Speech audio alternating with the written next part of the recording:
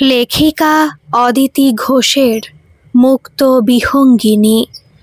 অনিশের হাতে ঈষদুষ্ণ জলের গ্লাসটা ধরিয়ে দিয়ে আবার কিচেনে ঢুকে গেল রুচিরা।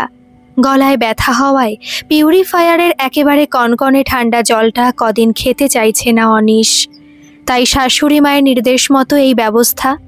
রান্নাঘরে এখন অনেক কাজ রুচিরার, স্টেপ বাই স্টেপ সেগুলো করতে হবে ওকে একাকেই। দিনের দিকে রান্নায় হেল্প করলেই হয়ে যায়। রান্নাটা গীতা মাসি করে, দুজনে মিলে সামলে নেয়। কিন্তু বাড়িটা দূরে বলে বিকেল 5টার আগে বাড়ি চলে যায় ও।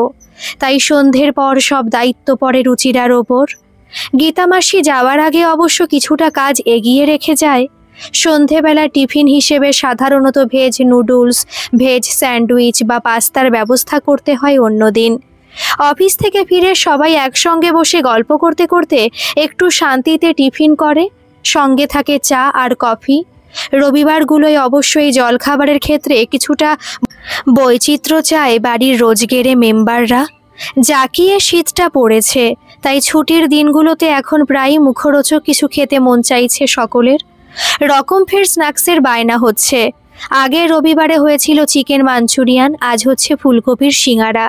বিকেলে চলে যাবার আগে সবজি কেটে ময়দা মেখে রেখে গেছে গীতা মাসি। পুরোটা তৈরি করছে রুচিরা নিজেই। বেশ কিছু খোলে পুরো ভরে রেখেছে ও আগে থেকে। এখন ভেজে নিয়ে সার্ভ করার পালা। তারপর চা বা কফি নিয়ে হাজির হতে হবে ড্রয়িং রুমে। এই সব পর্ব মেটার পর থাকবে ঘন্টা দেড়েকের ব্রেক। ওই সময় ওর 4 বছরের মেয়ে মৌটুসকে হোমওয়ার্ক করিয়ে দিতে হবে ওকেই, কারণ এটাও ওরই ডিউটির মধ্যে পড়ে। শাশুড়ি মনোরমা আশীর্বাদ করতে গিয়ে বলে এসেছিলেন, ইংলিশ নিয়ে মাস্টার্স করা মেয়েকে বউ করতে চেয়েছেন তারা একটাই উদ্দেশ্যে, যাতে ছেলে মেয়েদের ইংরেজি স্কুলে ভর্তি করলে কোনো অসুবিধা না হয় তাদের পড়ানোর ব্যাপারে। যদিও তাদের ফার্স্ট প্রেফারেন্স ছিল কনভেন্ট বা ইংলিশ মিডিয়াম থেকে পাশ করা মেয়ে, তবে গ্ল্যামারের জন্য রুচিরাকে সিলেক্ট করেছে ছেলে নিজেই। বলেছে তবু ইংলিশ নিয়ে পড়েছে তো, এতেই চলে যাবে। অনেকটা দুধের স্বাদ ঘোলে মেটানোর মতো ব্যাপার আর কি। কথা শেষ করে হো হো করে হেসে উঠেছিলেন মনোরমা। হয়তো কথাটা বলে ফেলে সেটাকে হালকা করার প্রচেষ্টাতেই উপহার দিয়েছিলেন ওই দরাজ হাসিটা। হবু শ্বশুর মশাই অখিলেশ গুপ্ত হাসতে হাসতেই বলেছিলেন, সব কিছুই কি চাহিদা মতো মেলে? যা পাওয়া গেছে তাতেই সন্তুষ্ট হতে হবে আমাদের। এই নিয়ে আর ভাবছি না আমরা। ওনাদের এই তাচ্ছিল্য সহ্য হচ্ছিল না রুচিরার। ইংলিশ অনার্স নিয়ে গ্রাজুয়েশন করে মাস্টার্স করেছে যে মেয়ে, তার পড়াশোনাকে কেন এতটা হেয় করছেন ওনারা? হ্যাঁ, অনার্স বা এমএ কোনো পরীক্ষায় রেজাল্টই হয়তো উল্লেখযোগ্য ভালো হয়নি, ফার্স্ট ক্লাস পায়নি ঠিকই, তবে 57-58% নম্বর পেয়েছে, সেটা কি কিছুই নয়? সেই মুহূর্তে মনে হয়েছিল এদের ট্যালেন্টেড ছেলেকে বিয়ে করে অপমানিত হওয়ার থেকে বিয়েটা না করাই ভালো। কিন্তু করার কিছু ছিল না তখন। তার 3 দিন আগেই অনিশকে আশীর্বাদ করে এসেছিলেন রুচিরার মা বাবা। তাই পিছিয়ে আসাটা যে সহজ হবে না সেটা বুঝেই মেনে নিতে হয়েছিল রুচিরাকে। কড়াইতে তেল জ্বলছে, তাড়াতাড়ি করে পুরভরা দুটো সিঙ্গারা তেলে ছাড়তেই লালচে হয়ে গেল সিঙ্গারা দুটো। আসলে ড্রয়িং রুম থেকে ভেসে আসা মিলিত হাসির আওয়াজ কানে আসায় অন্যমনস্ক হয়ে গিয়েছিল রুচিরা। গ্যাসটা কমাতে ভুলে গিয়েছিল। যাক, মাত্র দুটোই তো একটু খারাপ হয়েছে, এই দুটো না হয় ও নিজেই খেয়ে নেবে। যদিও ফেলে দিলেও হয়, কিন্তু নষ্ট করতে মন চায় না ওর। মধ্যবিত্ত সংসারে বেড়ে উঠেছে রুচিরা।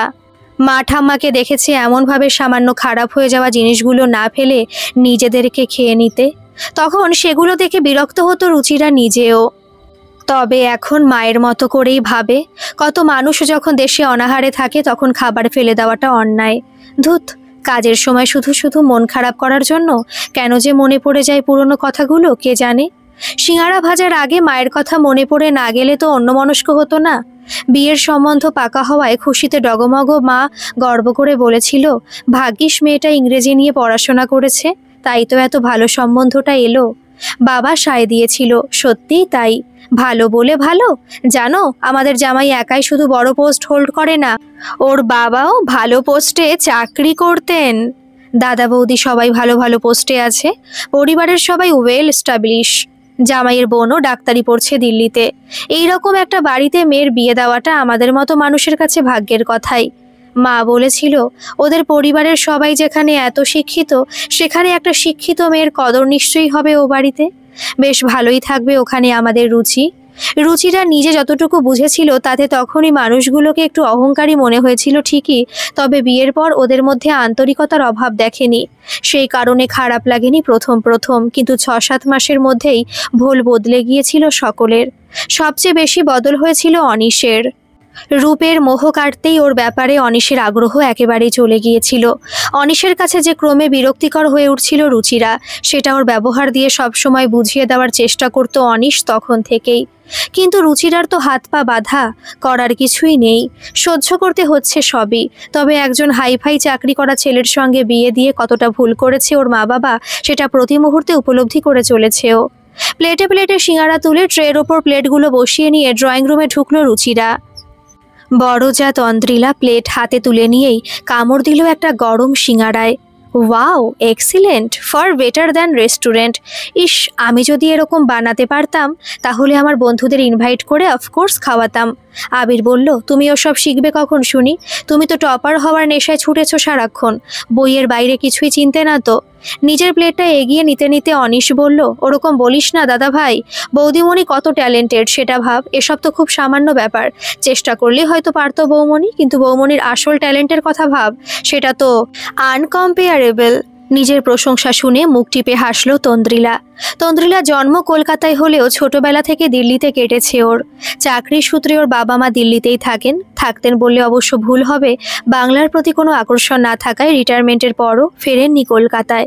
দিল্লিতেই ফ্ল্যাট কিনেছিলেন অনেক বছর আগে, এখন কলকাতার বাড়ি বিক্রির প্রচেষ্টা চলছে তাদের। দিল্লি তাদের পছন্দের জায়গা। তন্দ্রিলার নিজেরও পছন্দ দিল্লি, শুধু তাই নয়, বাংলা ভাষার প্রতিও কোনো ভালো লাগা নেই তন্দ্রিলা মুখার্জির। হিন্দি আর ইংরেজিতে বেশি স্বাচ্ছন্দ্য বোধ করেও। ঝড়ের গতিতে যখন ইংলিশে কথা বলে তন্দ্রিলা, তখন অবাক হয়ে শোনে রুচিরা। অনিশের চোখেও ফুটে ওঠে মুগ্ধতা। হয়তো এইসব কারণেই অনিশ বৌমণির অ্যাডমায়ারার। তন্দ্রিলার সবকিছুই ভালো লাগে অনিশের, আর সেই ভালো লাগাটাকে সবসময় যে ইচ্ছাকৃতভাবে প্রকাশ করতে চায় রুচিরার সামনে, সেটা বোঝে রুচিরা। গলায় কৃত্রিম অভিমান ফুটিয়ে অনিশ বলল, কিন্তু এটা তুমি কি বললে বৌমণি? তুমি পারো না বলে তোমার বন্ধুদের ইনভাইট করে খাওয়াতে পারবে না? আজকের মতো সেদিনও না হয় রুচিরাই বানিয়ে দেবে। মনোরমা বললেন, একদম ঠিক বলেছে অনিশ, এক সংসারে থাকলে এইগুলোই তো সুবিধা। সবাই সবাইকার পাশে যদি না থাকবে তাহলে যৌথ পরিবারের সুবিধা কি? তাছাড়া রুচি যদি কোনো চাকরি বাকরি করতো তাহলে কি আর পারতো এসব করতে? বাড়িতে বেকার বসেই তো থাকে সারা দিন, বরং কাজকর্মের মধ্যে থাকলে ভালো থাকবে।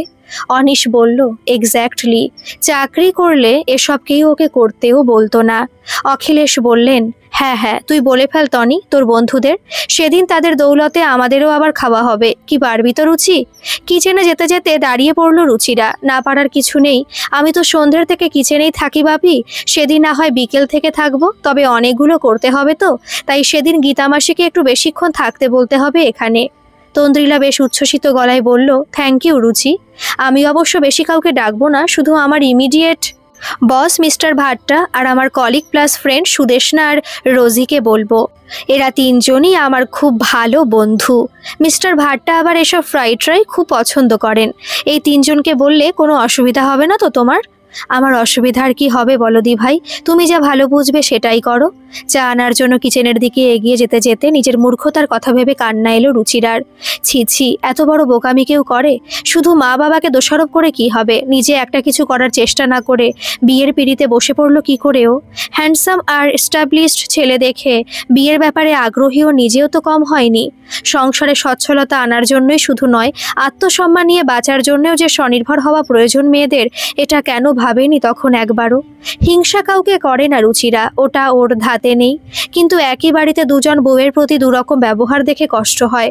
ও যদি একটা জব করতো তাহলে হয়তো একটু সম্মান পেত এখানে।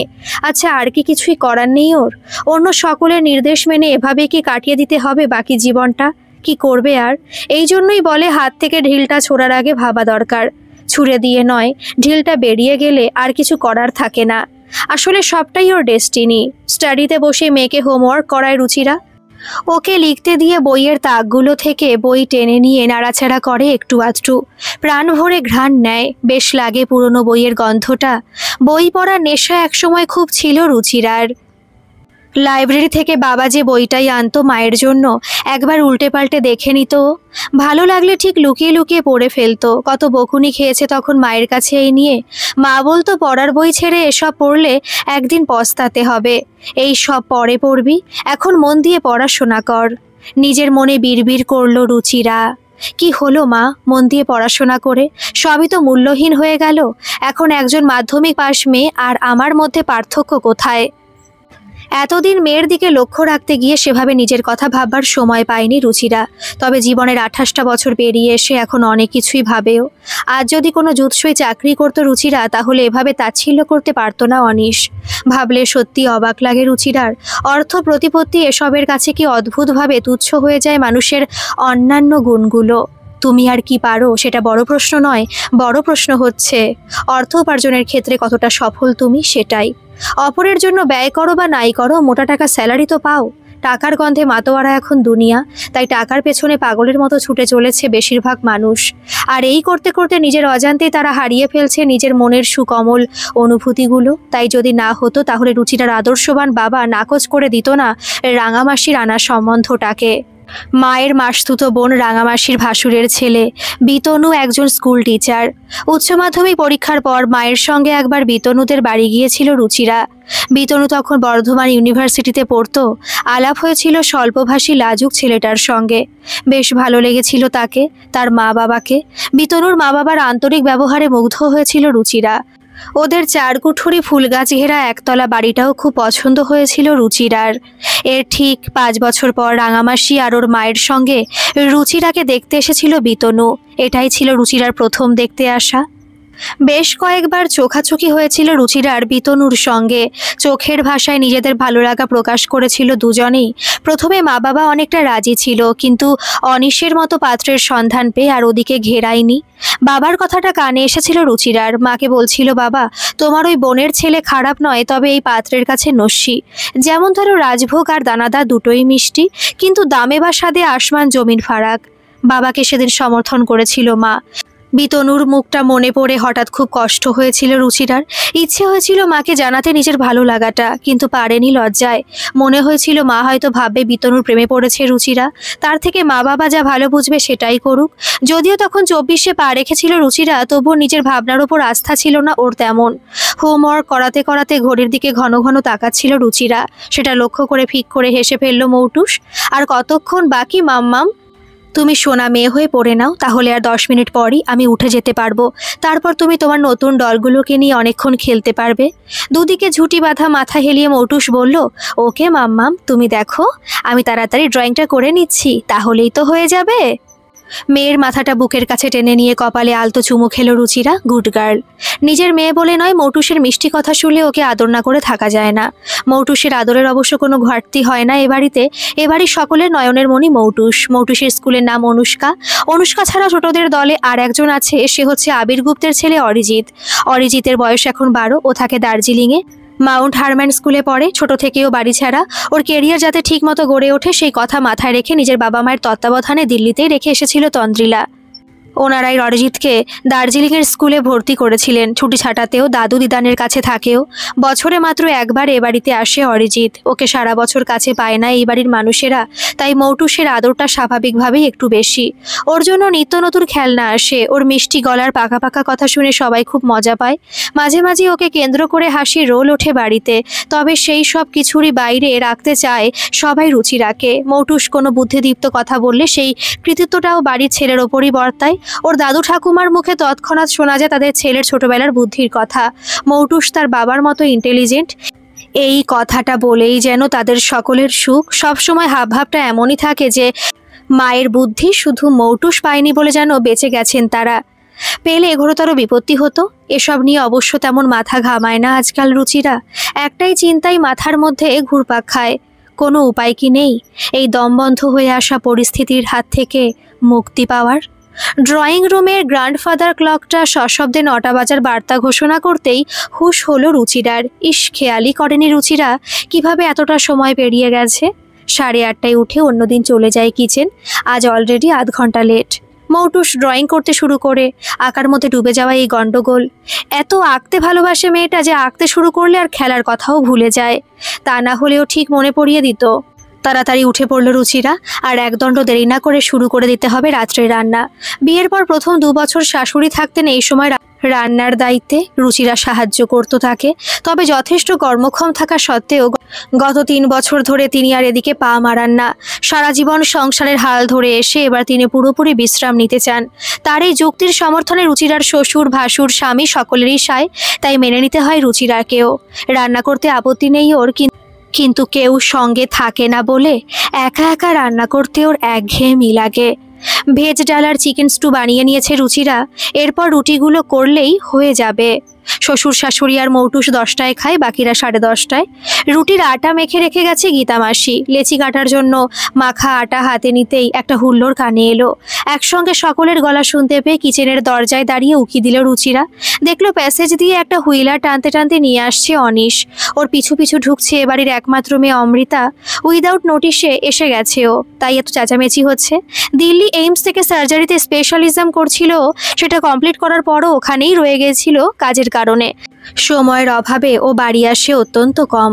গত 5 বছরে খুব বেশি হলে মাত্র 7-8 বার বাড়ি আসতে দেখেছে ওকে রুচিরা।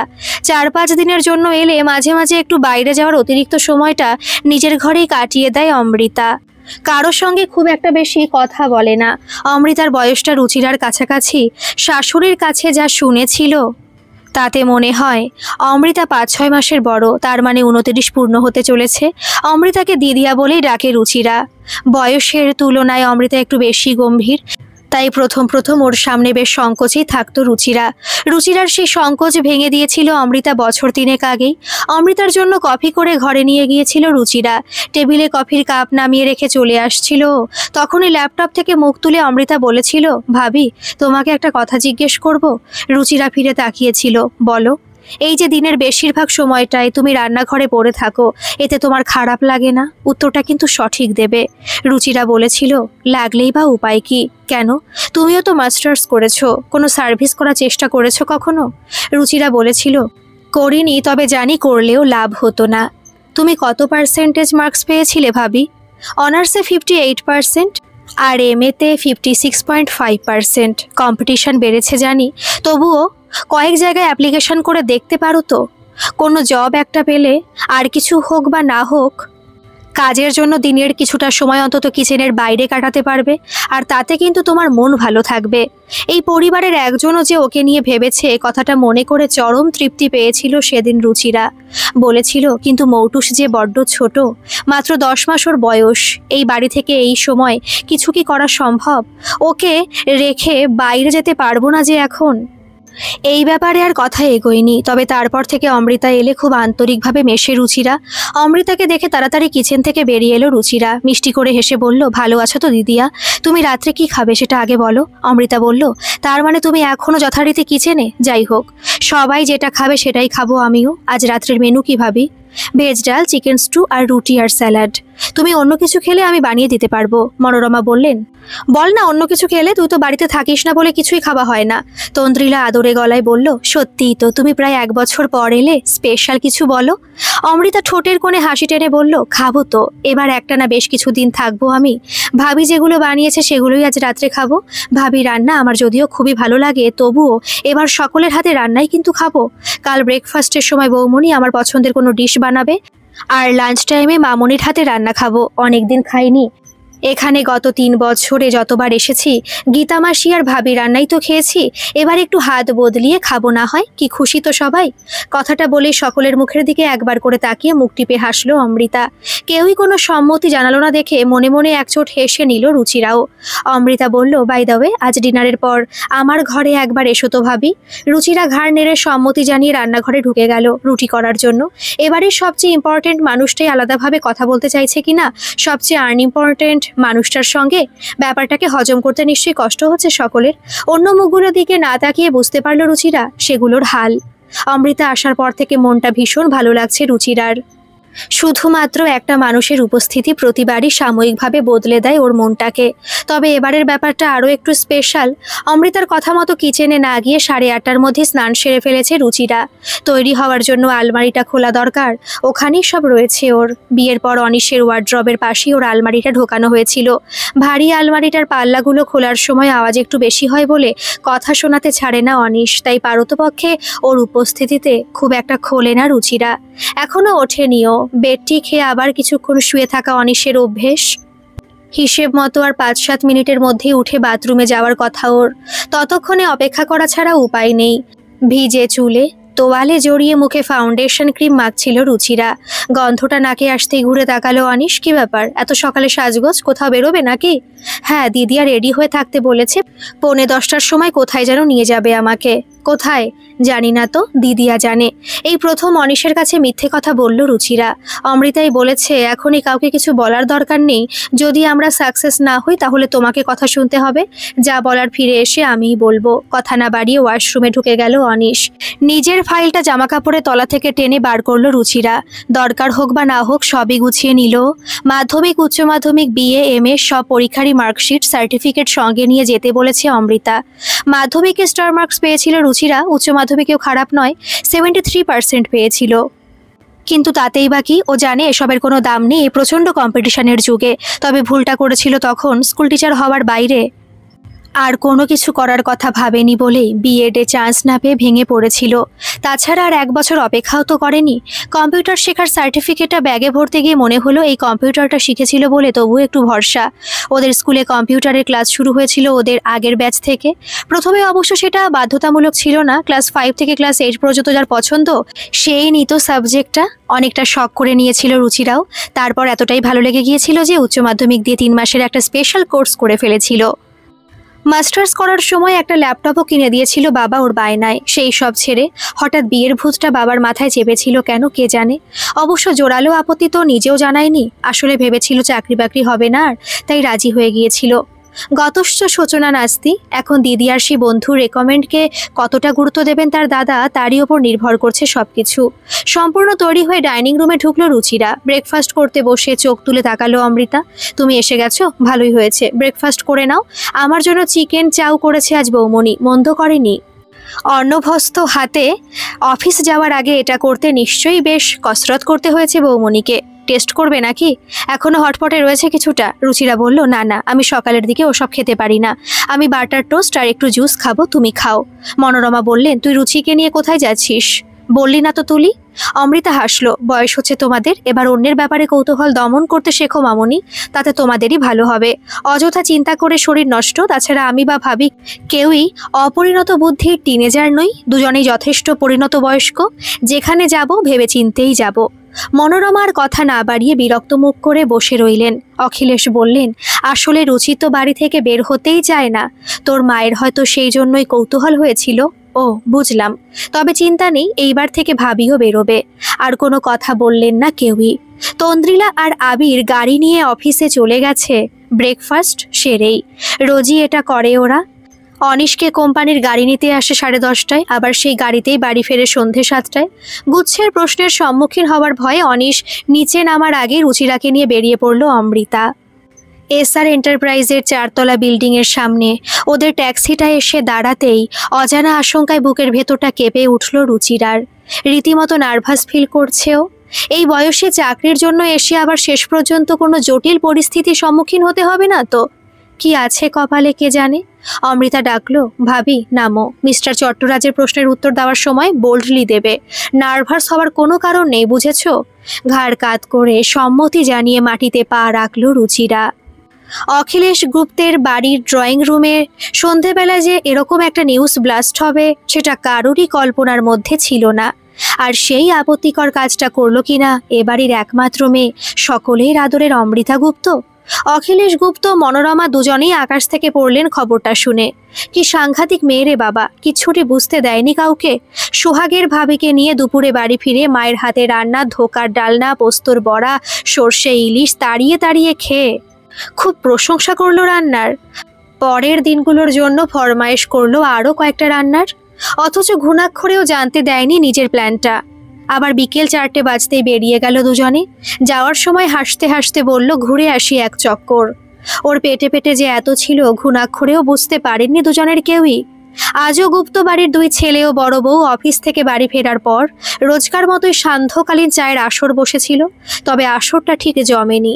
গীতা মাসির বিকেলে করে দিয়ে যাওয়া ফ্ল্যাক্সের চা আর সুইগিতে অর্ডার দিয়ে আনা ধোকলা দিয়ে জলযোগটা সারতে হচ্ছে। তারই মধ্যে আবার মনোরমা পরিবেশন করেছেন তেতো খবরটা। এবেলাও রুচিকে নিয়ে বেরিয়ে গেছে তুলি। অনিশ বলল, তুলি না হয় চিরকালই কম কথা বলে, তা বলে রুচিও কি জানাতে পারতো না কোথায় যাচ্ছে?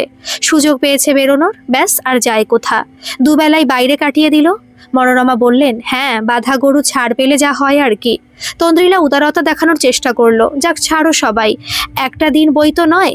ওদের এই সব আলোচনার মধ্যে হৈ হৈ করতে করতে হাতে দুটো শপিং ব্যাগ নিয়ে ঢুকলো অমৃতা, সঙ্গে রুচিরাও। ওর মুখে উপচে পড়া খুশি দেখে বিরক্ত অনিশ তির্যক দৃষ্টি হেনে বলল, এত খুশি কি ব্যাপার? ভাবির জন্য নিশ্চয়ই দামি শাড়ি কিনেছিস তুই তুলি? ব্যাগ দুটো সোফার ওপর ফেলে রেখে দিল অমৃতা। ধুত, শাড়ি কেন হবে? শাড়ি তো ভাবির অনেক আছে, যেটা নেই সেগুলোই কিনতে হলো। দুটো সেট স্যুট ও শু কিনতে হলো ভাবির জন্য। অনিশ আতকে ওঠা গলায় বলল, কি বলছিস? ও পরবে স্যুট? হ্যাঁ, তাছাড়া উপায় কি? এসআর এন্টারপ্রাইজের MD mister Chattoraj appointment letter ভাবির হাতে দেওয়ার সময় বলে দিয়েছেন, পোশাকটা কিন্তু বদলাতে হবে আপনাকে, এই শাড়ি চলবে না। একজন এমডি এর পার্সোনাল অ্যাসিস্ট্যান্ট হিসেবে কাজ করতে গেলে স্যুট বুট টাই পরতে হবে। ভাবি সংকোচ করছিল, আমি বলেছি অফকোর্স পরবে। ঘটনার আকস্মিকতায় হতবাক অনিশ বাকরুদ্ধ, তাই ওর হয়ে প্রশ্নটা করলেন আবির গুপ্ত, কি বলছিস তুই? রুচি অ্যাপয়েন্টেড হয়েছে অ্যাজ এ পার্সোনাল অ্যাসিস্ট্যান্ট? হ্যাঁ বর্দা ভাই, মিস্টার চট্টরাজ ভাবির ইন্টারভিউ নিয়ে ভীষণ প্লিজড। আমাকে ডেকে বললেন she is too intelligent. Mrs Ruchira গুপ্তের বায়োডাটা দেখে আর ওনার সঙ্গে কথা বলে আমার মনে হলো উনি সহজেই এমবিএ কোর্স করতে পারতেন, তাহলে এতদিন বাড়িতে বসে থাকতে হতো না। তন্দ্রিলার চোখে মুখে ফুটে ওঠা ঈর্ষাটা দৃষ্টি এড়ালো না রুচিরার। গলায় কিছুটা শ্লেষ ঝরিয়ে তন্দ্রিলা বলল, স্ট্রেঞ্জ, এত সহজে ওই রকম একটা পোস্টে চাকরি পাওয়া যায়? অমৃতা হাসি লুকিয়ে বলল, সেটাই তো দেখলাম। অখিলেশ গুপ্ত বললেন, তার মানে যোগাযোগটা নিশ্চয়ই অনেক আগে থেকেই করা হয়েছে? হ্যাঁ, তবে সেটা আমিই করেছি, দিল্লি থেকেই। ভাবি কিছুই জানতো না। যাক, হয়ে তো গেছে অ্যাটলিস্ট। ও ভালো কথা, আমি আর একটা ব্যবস্থাও করেছি। সকালে গীতা মাসির কাছে মৌটুসের দেখাশোনা করার জন্য একজন মেয়ের কথা বলেছিলাম। ও বলেছে ওর নিজের ভাইজি আছে, সে নাকি একটা কাজ খুঁজছেও। ওকে কাল নিয়ে আসবে গীতা মাসি সঙ্গে করে। মনোরমার গলার যেন স্বরটা করুণ মনে হলো রুচিরার। জয়েনিং ডেটটা কবে? আগামী সোমবার। তার আগেই দুদিনের মধ্যে মেন্টালি প্রিপেয়ার হতে হবে ভাবিকে। কি ঠিক বলেছি তো ভাবি? রুচিরা মিষ্টি করে হাসলো, হ্যাঁ সে তো নিশ্চয়ই, তবে মনে হচ্ছে অসুবিধা হবে না। তবে জানো মামনি, আমি ভাবতেই পারিনি রেডিমেড স্যুটগুলো এতটা ফিটিংস পাওয়া যাবে ভাবির। ট্রায়াল রুমের দরজা খুলে আমাকে যখন দেখাচ্ছিল, আমি তো স্পেল বাউন্ড হয়ে গিয়েছিলাম। কি সুন্দর লাগছিল ভাবিকে। চিরকালের কম কথা বলা অমৃতার এতটা উচ্ছ্বাস দেখে অন্য সবাই অবাক হলেও অবাক হয়নি রুচিরা। আজকে যে ও জেনে ফেলেছে আসল সত্যিটা মিসেস চট্টরাজ হতে আর বেশি দেরি নেই ডাক্তার অমৃতা গুপ্তের। রুচিরার সামনেই আজ অনেক রিকোয়েস্ট করে আরও 6 মাস সময় আদায় করেছে দিদিয়া। এই নিয়ে কিছু কথাও হয়েছে দুজনের মধ্যে। শুধু বস হিসেবে নয়, ভাবি নন্দাই হিসেবেও বেশ পছন্দ হয়েছে রুচিরার মিস্টার চট্টরাজকে।